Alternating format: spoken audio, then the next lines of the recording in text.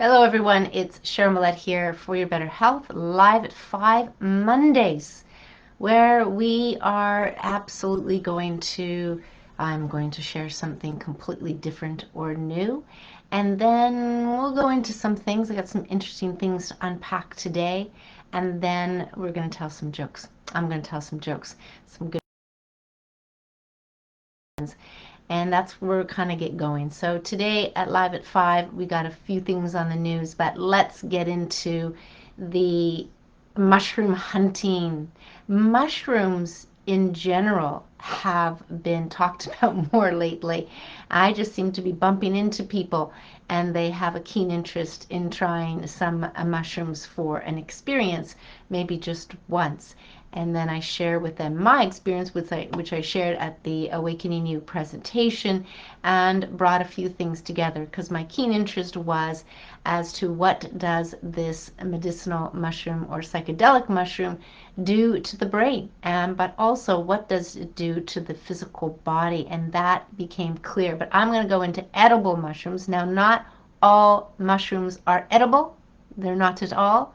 So as they say, and you'll hear, be careful what you do, and in all cases, if you cook them, it's going to be less problematic. But I found a mushroom. Now, this is a dried one. I wanted to see if I could dry it in my dehydrator so I could have it for show and tell. And you can kind of see this is only half the size that it was. But you can see some of these, I guess you could say like scales, the dark things. This would be, it was very fleshy. I mean, right now it's like a pancake, but this is called Dryad Saddle. And Dryad Saddle is edible.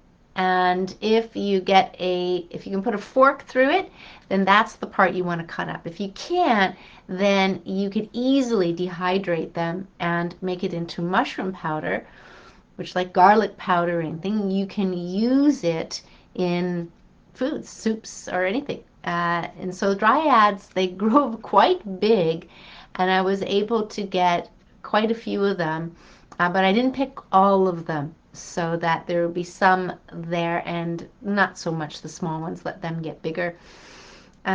Just wonderful, but it's so I Dryad Saddle. So what you do with mushrooms quite often, I mean, being a newbie, is you want to smell them, you want to cut them. You can actually put it on a piece of paper and get a spore print if you want. You would look on the upper, you just kind of look at it at all angles and see. See, this is porous. It's not, it's a polypore, as they call it. It's not gills, right? So there's gills and then there's the polypore, which is just like the turkey mushroom, right? So this is a really nice piece.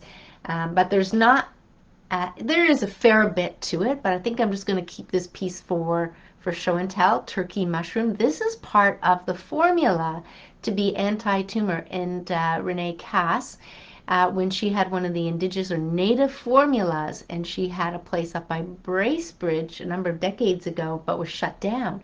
People were drinking this special drink, Esiac Cass. That's Renee Cass's name spelled backwards.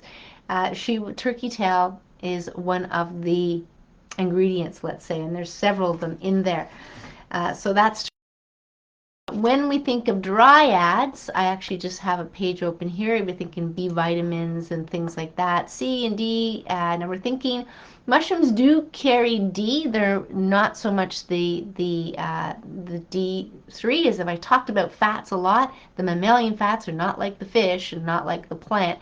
Dryad Saddle is protein. A lot of things are protein when it comes to mushrooms, but also vitamin B complex, which is the whole, B1, B2, B3, B5, B6, B7, there's all these other names as well.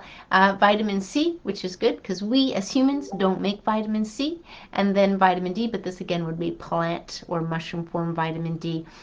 Wouldn't be that, but essential minerals: iron, phosphorus, potassium, copper, selenium, and also low in fat, sodium. I mean, oftentimes you're adding a little bit of salt when you're cooking your mushrooms.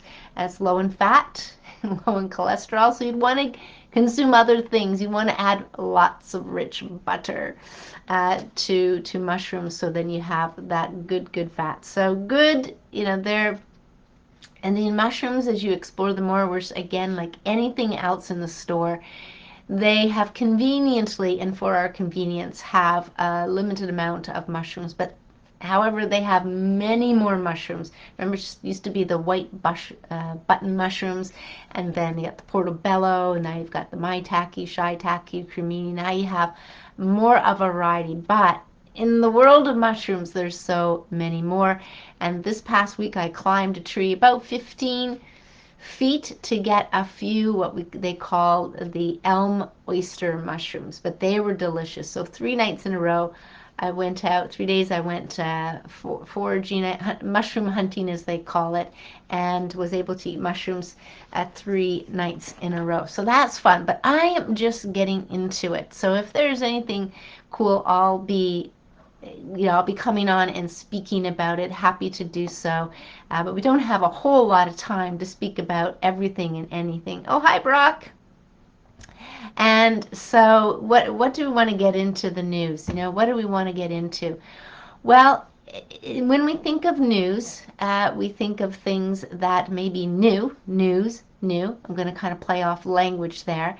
And language is kind of very interesting because you can think of and sometimes I come up with certain words in language and how it's got these meanings that are not, like crazy, just wild, even wild mushrooms, but yet we can think of wild in the wild being so wild and that it could be a scary thing. So we really have a play on a lot of words in our language, maybe more so in the English language. I don't know. But the few things I wanted to talk about, let me tell you a story. I want to paint a picture here. These are my own personal experiences. So I went and got gas one day. I was just guided up. I'm going to get gas on my way to meet the farmer to get some raw milk. And I pull in. So it's not my usual gas station, but it's on the way. And I'm just pumping the gas facing away. So I'm looking through whatever you want to call it, the post, a pole, concrete, and the pump, and watching this guy get into his car. So he'd finished, he'd gone in, he'd paid, he got back into his car, and I'm just, observing, not really judging or anything, but just kind of observing. And I could tell that he was putting hand sanitizer on his hands, and then because I could see this part of it, and then go down, and then he did it for a second time. Right, second time. He had his mask still on. He didn't touch his mask yet. And then he went down. He did it a third time and was doing this as well. And then he proceeded to wipe down the steering wheel. Like he had this routine, wipe down the steering wheel. And then only then did he pull his mask down under his chin. So, when I think about where people have gotten to for whatever reason, they are where they are. They choose what they choose. Free will. There's a fella that was, probably on what I'd say a certain end of the spectrum, feeling like he is, there's just something very scary, scary, scary out there. There are some things that yeah, are scary for sure. But this is where people have gotten to, and I've still heard where people do not leave their home. Let's just call it a home, for a better word. And that, that is it almost like, just it is what it is. But at the same time, that's where news, talking about watching the news kind of brings people to. So, it was just an observation. I had no idea people would put sanitators, do the sanitizer thing 3 times and then do it. I had no idea people were doing it to that degree. So it was a very interesting scenario. I was also in another place, and the owner of the store, we've known each other, we don't wear masks. He brings us down, I don't wear a mask, but we were chatting about things, and really there's a lot to be said for systems. The systems that have been created. Let's just pull in the Sapiens book and say, yes, everything's been created, but I put man as created in a different kind of nature as we know it, nature, the trees and stuff, in kind of a different a different place, but a lot of what we understand or conveniently use or buy or do in the ways that we have there to do, fly on an airplane. I mean, a lot of it's been created, capitalism created. So a lot has been created, and the topic that we were talking about, to get back to this owner of the store, was on the school system and how his thing is very conscientious, this fella, and he actually went, I'm not going to say countries, I just don't, because if people are in my neighborhood, they may be able to figure it out. So he went and checked things out very thoroughly, and so much so that the dean appreciated it. It was son going to medical school, and it was unheard of that we're so interested. But part of what's kind of going on in some ways is the school system doesn't really operate. They don't take attendance in the way that you would think they would, and you're spending all of this money doing what you're doing in the school and the children, and they are not taking full advantage of it and taking it seriously. And so there's all this big conversation about taking responsibility and having the schools take their responsibility and caring for both the students and the teachers, respect on either side. So it was a very interesting conversation about that, and I want to kind of take that out further to any system that exists when we think about medical, even having the system be taking responsibility for what goes on with the side effects, and being respectful of people's choices, because that's what happened to me with the pediatrician. My daughter got to a certain age, and I'm understanding that, and I'm going to unpack this in a moment. It's a World Health Organization document about consent. And really, it was, nope, you stay out here. She's old enough to come in. And then they tried to get her to get, these that she hadn't been getting, and definitely not caught up, not caught up. And but my daughter didn't tell me till years later that that's what happened, because she didn't want me to speak up, which I would have spoken up, and I would have made a call, and I might have even complained and figured out what the systems, I'll say that system, was up for. So let me go into, and again, these are certain things I want to bring awareness to. We still have choices. You're going to still have your opinions. And this is the WHO considerations regarding consent. So this is a several page document, 8 pages, in vaccinating children and adolescents between 6 and 17 years old. Now in here, obviously there's not all questions answered, sort of vagueness, partially because different countries doing different things. But let me just read a couple of things here. And around the world, immunization programs are increasingly including in their national immunization schedules vaccines that target age groups beyond infancy and early childhood. And this document is aimed at program managers who are planning to introduce vaccines to older children and adolescents aged between 6 and 17. It provides information that should be considered when preparing guidance notes on consent process, and for clarifying questions from the health workers who provide the vaccinations. And the document is all the more important because this population group may present for vaccination without an accompanying parent or legal guardian. So there's a bunch of principles. I'm going to let you read some of it as well. But the idea here is legal age of consent. So this was a point here, according to the Convention on the Rights of a Child in 1989, childhood ends upon reaching 18 years old of age, and in most countries in the world, this is often considered the age at which legal adulthood, the age of majority, is reached. So that's, and we're thinking about consent, it's that. But in here, we have a couple other things that they mention. And now there's a difference here between consent and assent. And I'm not sure if you know what the difference is here, but consent is where you're, and how this is how they describe it. Consent is the principle wherein individuals must give their permission before receiving a medical intervention or procedure. Medical intervention or any procedure. According to the laws and regulations in place in most countries, consent is required for a range of medical interventions or procedures, from a simple blood test to organ donation and including vaccinations. Even with my father, they sat down, I was in the room, and they said, this operation, you could die. Do you consent to getting this operation? So death is, they kind of go through a number of things. In only very few well-described circumstances, such as life-threatening emergencies, may consent be waived.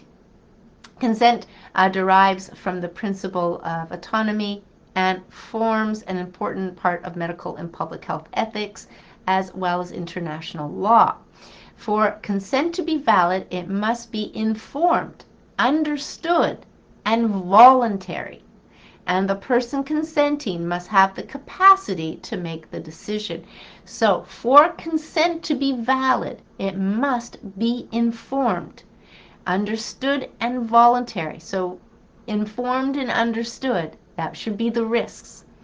Assent. So that was consent, and there's 3 types of consents, which I'll go through in a moment. Assent. Assent refers to the process of children's and adolescents' participation in the decision making on vaccination for other medical interventions. Assent is not regulated in law like consent and is sometimes referred to as a moral obligation closely linked to good practice in dealing with patients. International law provides strong support for children's rights to participate in decisions about their health and health care, and also in the planning and provision of health services relevant to them and based on their evolving capacity.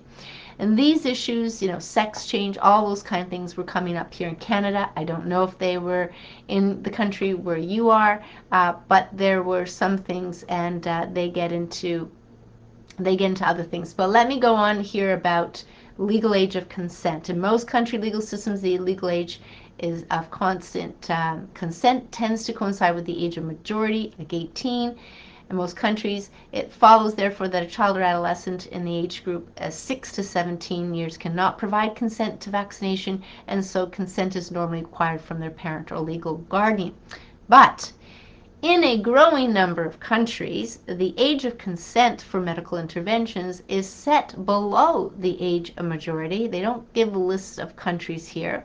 This allows the adolescents to provide consent for specific interventions such as access to contraceptives or HIV testing, and some countries have fixed the age of consent specifically to allow the HPV vaccination at 12 years. Right? That's the human papillomavirus virus. That's the cervical cancer one, HPV virus vaccination, which, by the way, they give boys, and I have no idea why they do not have a cervix, but they do give it to boys too. So that was interesting there. Now here's the common approaches for obtaining consent. A formal written consent process, yes, you get to read. Hopefully they put everything in there. A verbal consent process, okay, so you verbally, as a parent or legal guardian that way. But here's the third one.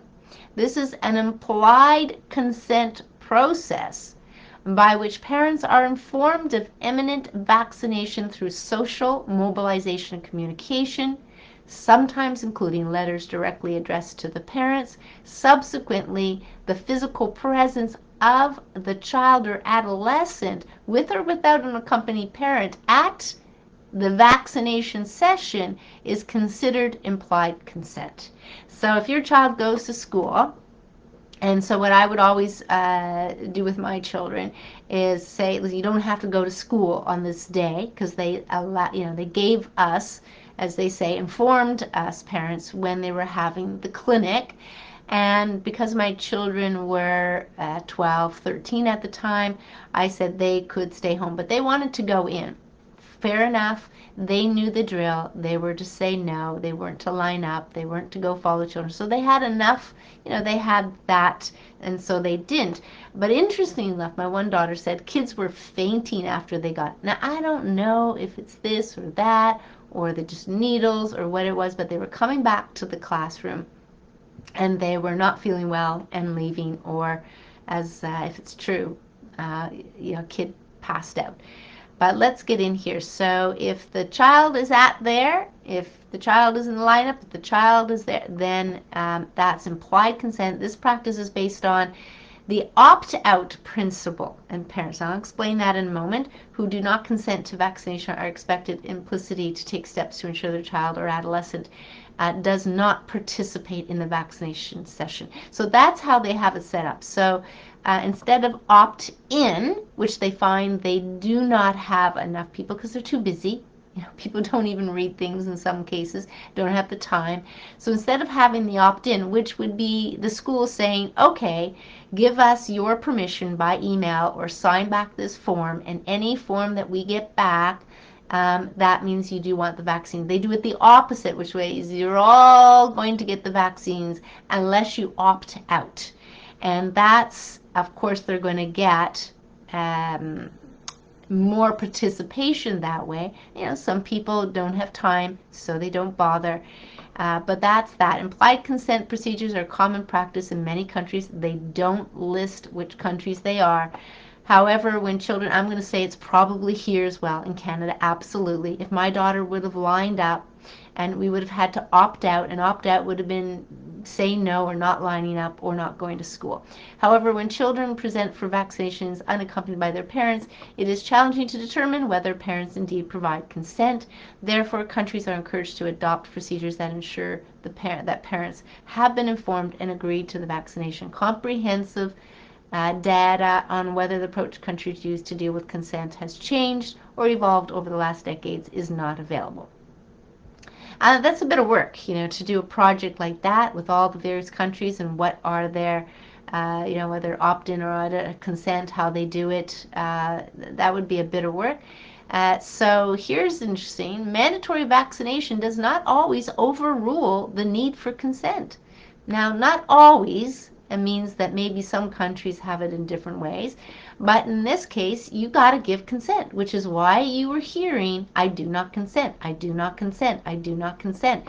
And you can say that. That's your right. So based on the concepts of vaccines as a public good or public health goals of disease elimination and outbreak control, some countries identify one or more vaccines as mandatory in law.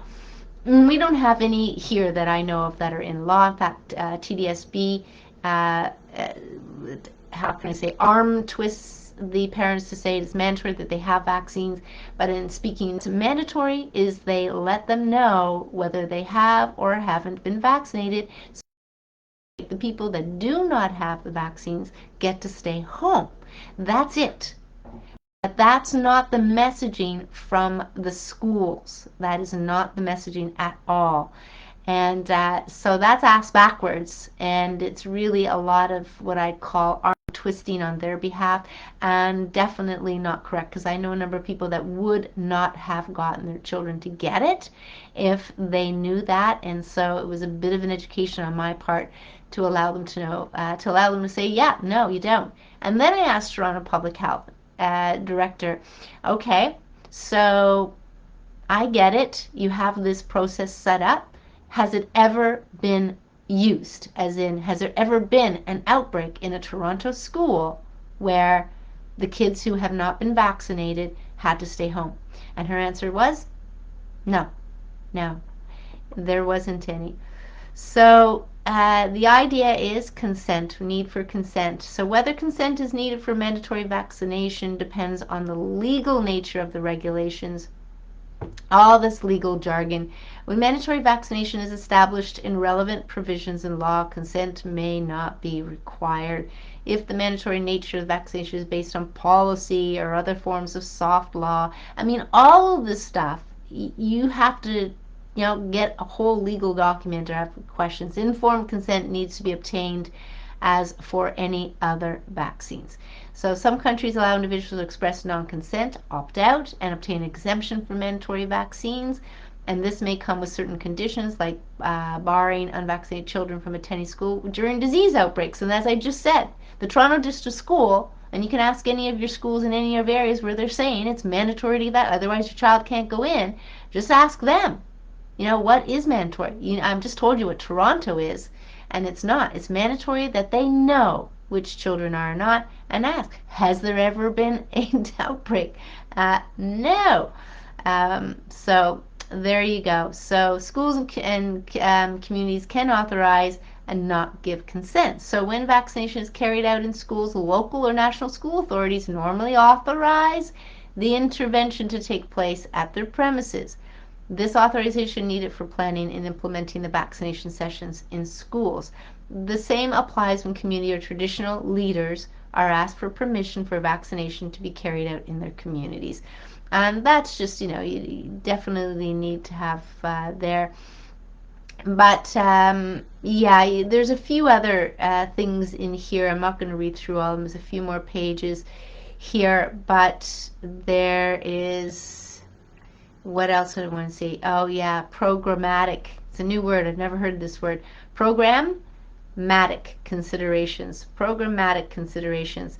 So this was kind of important. This is the second last page. Immunization programs planning to amend or introduce new consent procedures for the vaccination of older children and adolescents are encouraged to consider the following. Number one, informed consent is required for medical interventions, including vaccinations.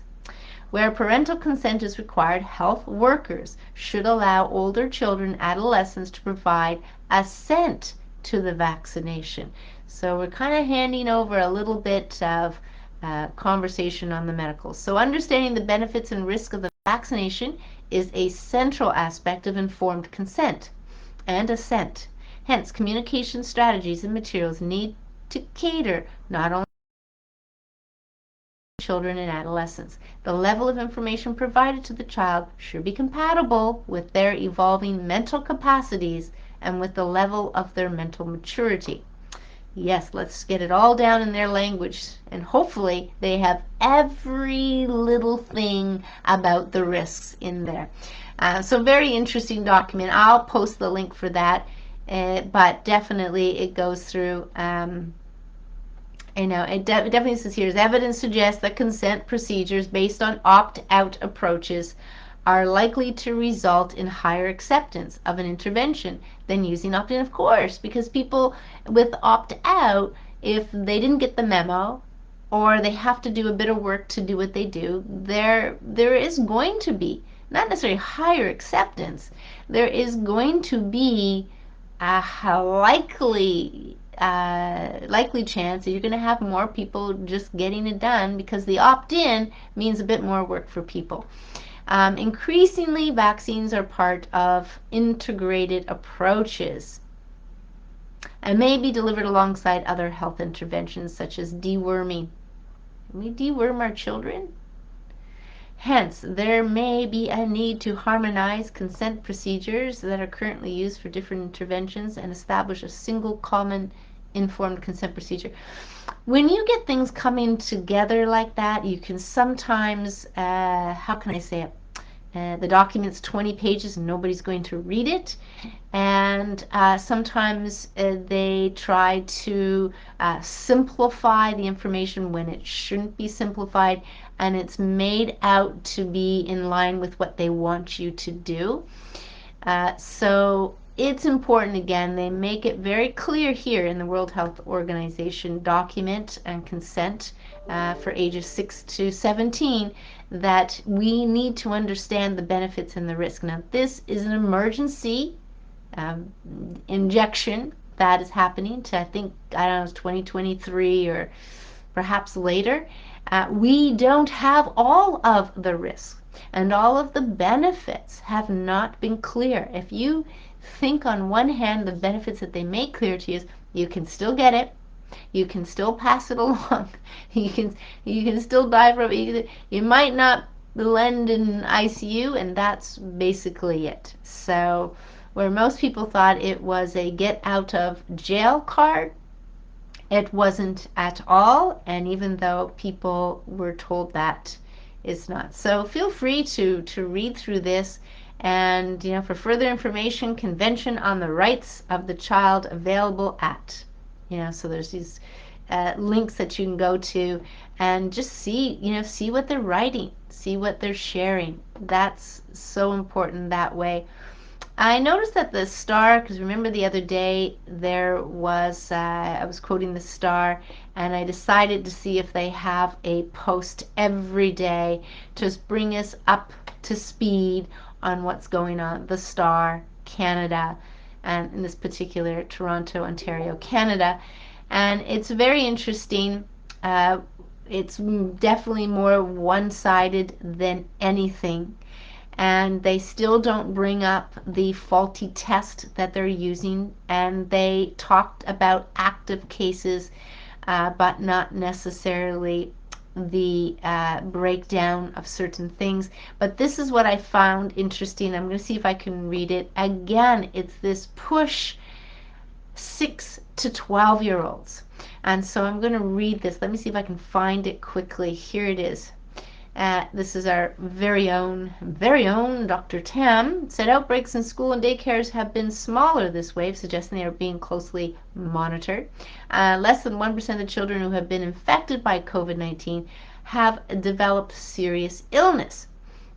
But before that, she actually talked about, yes, so for the first time, reported cases nationally are now most commonly children under the age of 12 who do not qualify to be vaccinated against COVID-19. You can imagine the parents seeing that and going, whoa, are you, just demanding they bring in it, since it's, I think, being introduced in other countries right now. So children under 12, or they're doing testing or something, make up about 20% of the new daily cases. Yeah, but I'd like to know if they're ending up in the hospital or not, or is this a false positive? And these faulty tests, right from the WHO to the FDA to others, have said, no, they are not good tests. They are in the garbage very soon. So it's very interesting that they have these cases based on what? A faulty test. A faulty test. So, when we get to these numbers here, it really has to be taken apart. And really what I'd love to see is from 2 years ago, a comparison of where the ICUs were then and the death rates as compared to any average year. Love to see that, because that's not what we're seeing here. Again, a lot of numbers, a lot of information, pages and pages and pages of telling you that, oh, here's an interesting thing, just kind of like an FYI. And seriously, the Star is pulling this stuff in. By the minute, 3:53 p.m., the British Columbia government says it is phasing out mink farming because the threat of COVID-19 transmission is too great, the Canadian Press reports. Oh, lordy. Provincial Health Officer Dr. Bonnie Henry, I've heard nothing but crazy things about her, says mink are a reservoir for the spread of COVID-19 to humans. How the heck would they know that? If they're using the faulty test, how the heck would they know that? I have no clue where they get this shit from. I tell you, no clue whatsoever. Yeah, so Henry says the scientific data, where I don't even see a link on here, shows the risk of transmission on the farms will continue. I don't know about you, but when I read stuff like this, it's crazy. 2 p.m. Peel is a region, Peel here in Ontario, Canada. Top public health doctors expressing concerns following news that Ontario would not be mandating COVID-19 vaccination for hospital workers in the province. Of course they're doing concerns. This is all about the, how I say, in and out and oscillating kind of uh, messages you get. You know, it's almost like they know they're going to get pressure as they did in the schools. They wanted to do away with masks. They wanted to do away with all that stuff. And even doctors, parents that I talked to who were doctors, like they were begging and getting all kinds of support. But no, no, too much pressure from the parents. But listen, the parents don't only know the fear that they're been giving, the messages that they've been getting from the news. They're not doctors. They don't have the bigger picture here at all.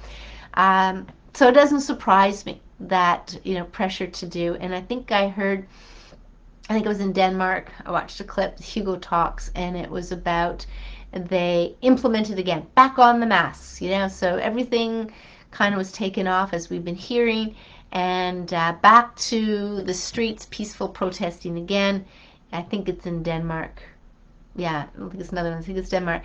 And so there you go. This is the back and forth you're going to get. And the people who are pressuring are the ones who are not the big picture kind of people. They're not. Maybe they are in certain aspects. I'm just kind of looking at this circumstances right that we have now. But Dr. Lawrence Lowe, Peel's Region Medical Officer of Health, told reporters that it was unfortunate that the provincial government opted not to mandate immunizations for hospital workers, a move that ignores advice from the Ontario COVID-19 Science Advisory Table. But in November, third statement, Premier Doug Ford wrote he won't mandate vaccinations for hospital staff because it may lead to tens of thousands of healthcare workers across the province leaving their jobs. The truth of the matter, that wouldn't be good for the people who need the healthcare. Although I'm all pro if people had a healthy lifestyle and wouldn't need that kind of a care, that they are understanding more self-care that the earlier doctors implemented with their clients. Maybe it's because they didn't have cars, maybe because they didn't have time to go because they did a lot of house visits and all of that. But that was a good thing. It was a good thing. So let's see what else is in here. You could read through this and have a fun time reading through this. Very interesting. So, yeah, and I find this interesting because back earlier on it was saying like it's in the 80s that there's coverage, yet they're seeing all these cases, and yet we still have to be very careful. I don't know what people don't understand when they first said, well, if we get 60%, then everything will be open. No, no, here we are. This is where you have to understand the hypocrisy in many of the messages, promises, or things they say. So even though we have very high vaccination rates in our community, more than 100,000 people in our community are not yet eligible for the vaccine or have not yet been vaccinated. So what? Anyway, crazy. But I do have to say, as I'm, moving around and going, in various places with the Shoppers Drug Mart today, went in, waited in line, had to drop off a case, a product to ship out, can't put it in the mailbox, it's too small, tried once, it got stuck, had to call them. Funny. So let's just see what else let's go back, see if there's any questions here. But I'll post that too as well. So this is the Toronto Star giving us a whole lineup of information from across Canada to the minute as things are coming out. And I will say that it's, for the most part, one-sided, the information coming in, and really not respectfully, how can I say it, giving all of the information. So, well, thanks, Howard. Sorry, unable to follow. Yes. So, Glenford, yes, some of the things about the video here is that it's sometimes too low. What I'm going to say is I've started, and I'm going to be able to stream it to another place, and or the replay is going to be perfectly fine. Going to be perfectly fine. So government health info always out of context, ambiguous, and unsubstantiated. Now it'd be nice to have the links to most of these things. So let's go into one thing I wanted to mention is probiotic market, and let's talk probiotics. Ah, this kind of came up in as in a market to reintroduce the good bacteria into the gut after it's been destroyed from processed foods or let's say antibiotics, because antibiotics will destroy both good and bad bacteria. And I'm like going, whoa, that's a lot of money that goes in. So the probiotic market is in market expectations here. I'm going to read what they say, just one paragraph. Right now it's 61 billion. Now, not as much as cheese, but 61 billion. So probiotics market expected to go up 50% in the next 5 years to 91 billion. Now, I'll always say projections are what? Based on what? Somehow, the details and how they project is like coming up with the theory or models per se to do that. So question, question, question. So here, according to New Market Research Report, probiotics market by application, functional foods and beverages. This is the dairy products, the non-dairy beverages, the infant formulas, the cereals. So they're putting probiotics now in infant formula and cereals. And I can see them doing it if a person isn't breastfeeding, but breastfeeding gives a whole range of things. If the mother's healthy, much more than that. And some of these probiotics they're very they can be problematic, seriously problematic. Everybody can just go and go, I want probiotics, and pick one off the shelf and take it. There are different ones. There are multiple strains ones. There are a different strength ones. And people do get digestive upset from the various ones, if not all of them, when they're given forms. So dietary supplements feed. Ingredient is bacteria and yeast. Some people are yeasty. I mean, it's not necessarily the right thing to do. You got form, dry, and liquid. And this is the global forecast for 2026. But here's the thing. When we think of good bacteria, the idea is we do not destroy, well, first of all, we want to create a good flora in our gut from day one, and that's the mother preparing her own gut and her own system first. So you can see, you can just keep going back, her mother and her mother and her mother. This is going to be of value. So if we keep going down the sterilization of everything, we are going to hinder the ability to have good gut flora and going to bring in these synthetic processed for convenience ones, which aren't necessarily going to be helpful and may not be the full range of bacteria. Now, in some cases, they're taking it from people's colon who has, healthy ones, and they're kind of bringing it that way. This doesn't seem like it's that, but that's a whole other conversation. But I was speaking to people about thinking, having a concept that if breatharians exist where they breathe in air, in the air is pollen, in the air is bacteria, in the air is a lot more than what people think there is. Yes, there's oxygen and stuff like that, but there's a lot more as you're in nature. So the sterilization comes even to the point where people are spending too much time indoors or in cities and not in the forest and not touching the trees, the plants, and picking things out of the garden, slightly brushing off, the dirt that they can get off, and eating it. Eating the beans, the peas right off of the plants. You want to have natural good bacteria? That's the way to do it. Be in nature. And that's what I'm going to say about that. So the other thing that I wanted to talk about was that's it. That's it. There's a lot to talk about. And quite frankly, I can see a number of emails. Thank you for the emails. Definitely, there's a lot of videos, a lot of the same information. If not, would you mind a 10-minute Zoom meeting follows cast? Sure, Brock, we can do that. So there's much to be unpacked, and I'm going to say that enough people do not have the time to do that.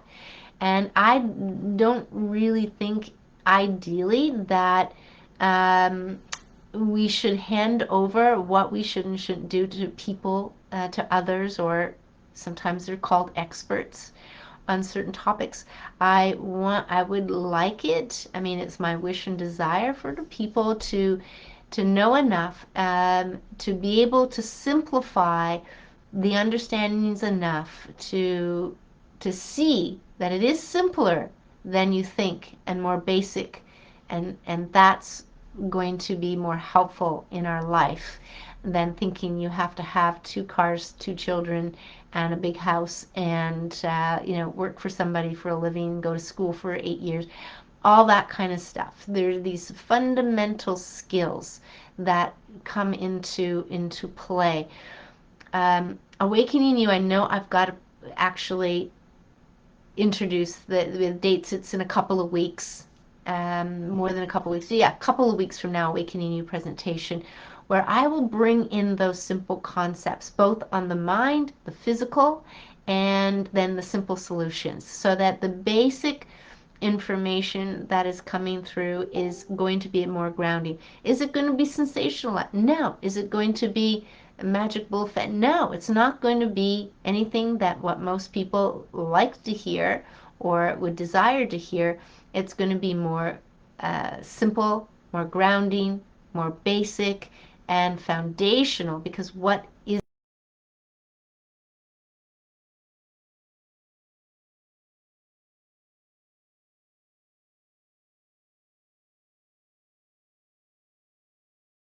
good, you don't have a good foundation. So foundation is very, very key. um, I mean, that's what I wrote. That's what I wrote the book. All Guts, All Glory is basically a bunch of foundational information. And in a lot of cases, even the people who have read it, is more about, wow, I forgot about that. Wow, I never thought about that. That's so simple. And it's action oriented in that way for people to be able to, bite-sized pieces. But to understand the root cause of all disease, as doctors came up with it on their own, not through the medical community, because that wasn't the direction over 100 years ago or more. That was not their direction, and not direction. So not going to get into too much of that, but let's get into a couple of jokes here that I'm going to read out of the jokes, puns, and riddles, and then we'll wrap it up for today. I've got to date with Brock.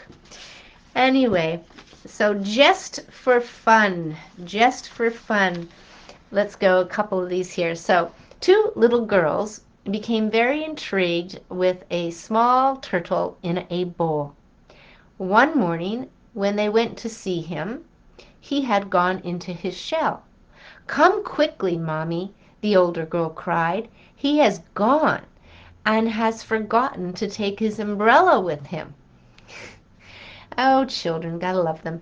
Next, "Twinkle, twinkle, little star, how I wonder what you are. I wish I may, I wish I might. Ah, shucks, it's a satellite." Oh, funny, funny.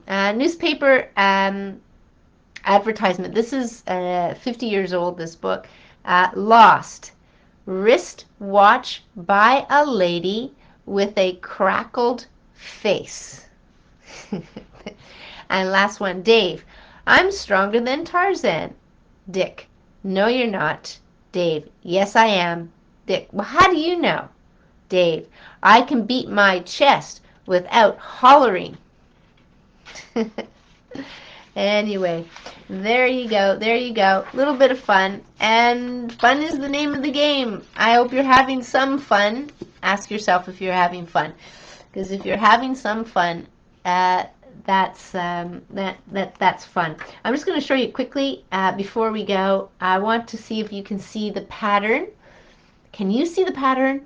This is a sunflower. The seeds were not going to mature because I had picked it and learned what to do otherwise, but I dehydrated this. Can you see the beautiful pattern on kind of, it goes both ways, like spiraling, all the different, one way and then spiraling kind of the other way. Very beautiful. So that's the sunflower, and I'm going to wrap it up.